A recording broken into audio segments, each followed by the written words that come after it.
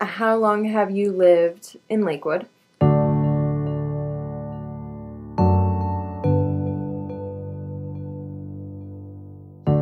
Oh, since 1960, I think 1967.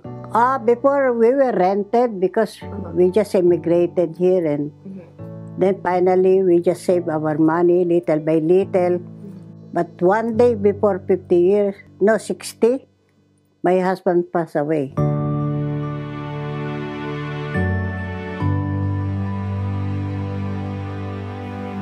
The Lakewood Alive came there the first time, and Mr. McManera saw my dilapidated porch.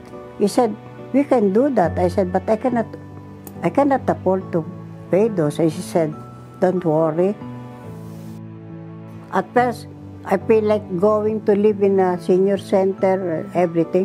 But now, since I have a good porch, I said, "No way, I'll not leave this."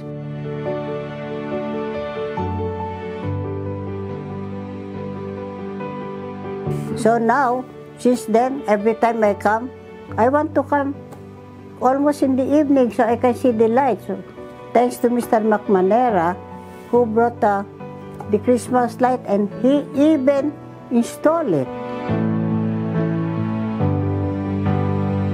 He always checked me like, like my son.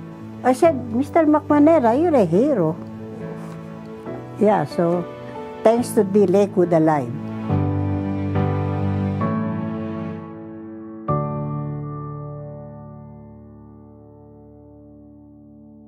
And I keep on telling to my friend, I said, "Too bad you're not living in Lakewood."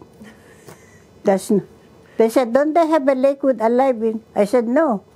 You rich people, Strongsville, Seven Hills." I said, "You're not qualified. I'm qualified."